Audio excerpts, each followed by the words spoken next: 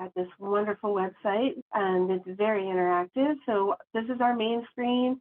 When you come here, up at the top, we've got grants and funding. If you're doing it on mobile device, that'll be on the hamburger as a drop down on the side, so you can still get to this there. You can see our different grant offerings, and right here at the top is the link to our online grant portal. So that's always there in case you don't bookmark it or something. On our partner grants, you can see we've got just the overview of it, again, the link to the portal, and a link to our partner grant guidebook. I will tell you that our partner grant guidebook is in draft. We're hoping to add a few more things of guidance for you to it, just so on some specifics on how to fill out like the application and that, so more of that information is there. So you will need to come back and regularly check for any updates on this guidebook. When we do update it, we'll try to note which version it has. So the partner grant guidebook goes through the application and what our award process looks like. And it should answer a lot of the questions that you do have. And it gets more into, our funding limitations here, what our evaluation and awards process is, how our committee is going to review, and what our committee is going to review on. So you might want to take a look at what our review criteria are within there, so that you know kind of what we're looking for and what questions you might want to have answered. And then on our funding and follow-up reporting, talks about our payment terms, what kind of reporting we're going to require. And then our Appendix A, I'll show a little bit on that. We have, specifically for our partner capacity support, we're going to ask that you can meet some eligibility standards.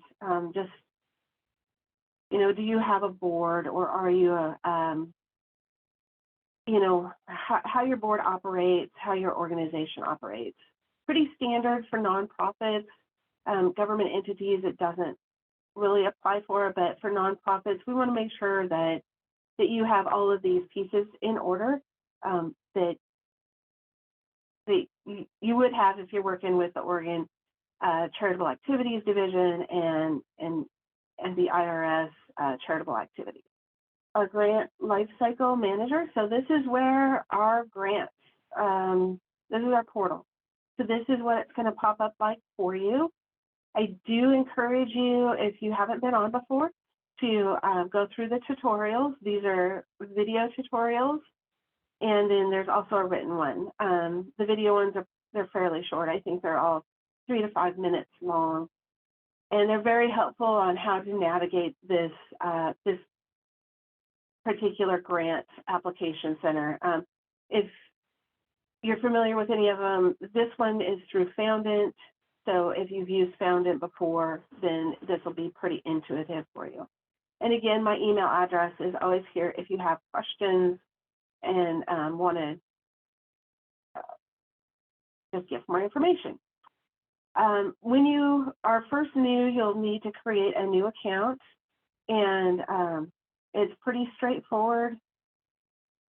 You'll fill out your organization information, and if you have anything that's starred is required, it's really helpful for us if you can fill out as much of it as possible. And then after that, I can't show you the next one.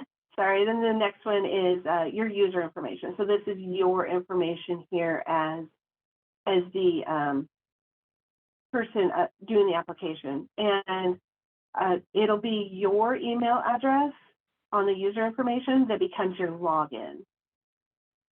This is going to look a little bit different for you because this is in what we call our sandbox. So this is where I create everything.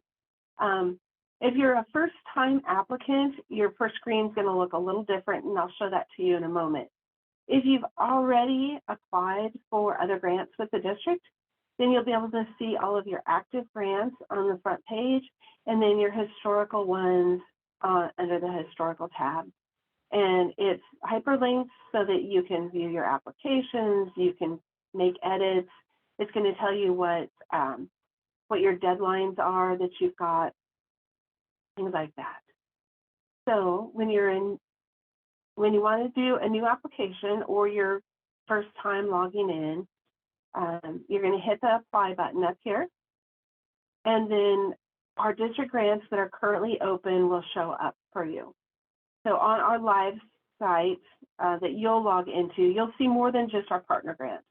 We have several other grant offerings that are open at the same time. So do make sure that if you want to apply for the partner grant, that's the one you choose. Yeah. And then you would just hit apply here. So hit the apply button, and here's your application, and it's going to tell you what day it's due by, and any fields that are required are marked with an asterisk. So one of the really cool things in this program is you can just look at all of the questions. So if you just want a quick overview of all the questions, this will create a PDF of all the questions, and you can go through the application that way, which is super helpful.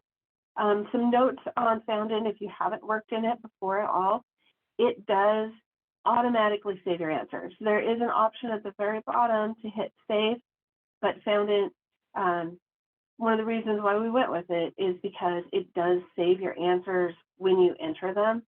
So if you have poor phone, yeah, because you can also do these on your phone. It'll work on any smart device. So if you're doing it on your phone or on your computer, it'll save them and remember. So spotty internet areas aren't really a problem. So as you go through our application here, it is set up for, it's a smart application. So if you click a button, it can open up additional questions. So when I go up here and click that I acknowledge the funding agreement, additional questions open up. So then you can choose what type of applicant you are. And if I'm a watershed council, but maybe I'm not a tax exempt entity, then it opens up another question for fiscal sponsor. Feel free, if you're not sure, to just click buttons and kind of play around a little bit and see what else opens up. The main branching is really here on the project type. So when you choose your project type, like I said, you can choose one or more. If you just let me go through the partner capacity support, I'll go through that first. The partner capacity support for all of our applications, you'll put in a project name, and that is the name that we will track your project with. This is our identifier. And then on the capacity support, like I said, we have to make sure that you're meeting the eligibility standards that are in Appendix A, and certify that. And then really simple questions here on that we want to know. How are your capacity support funds going to be used? Just you can fill that in. This one's got options for doing bullets and other underline, so that you can really make a good argument for your application. Do note that the limitations for how much you can write are listed here, and these are as characters, not words. So if you're doing it in a Word and then copying it and pasting it in here, you can always do the word count in that program as well, and this will do countdown of how many characters you have left. And then our financial part of this is for you to upload a project budget detail, and you can upload it in Excel, Word, a PDF, a JPEG. I've opened this up to any kind of file format. Any of the files that are limited on how much, on how large the file can be, it'll be listed here for the file requirement. And one limitation we have is we can only accept one file upload per question. So if you have multiple documents that you need to merge together, and you can't do it, just go ahead and contact me and I can help you merge them all into one document. It's way easier if we can have it like as a PDF. That would be our preferred on all of these.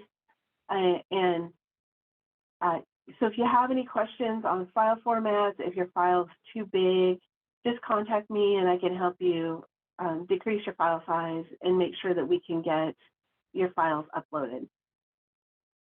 And then from your project budget detail, fill in how much your matching funds are and then how much in SWCD grant funds you're requesting.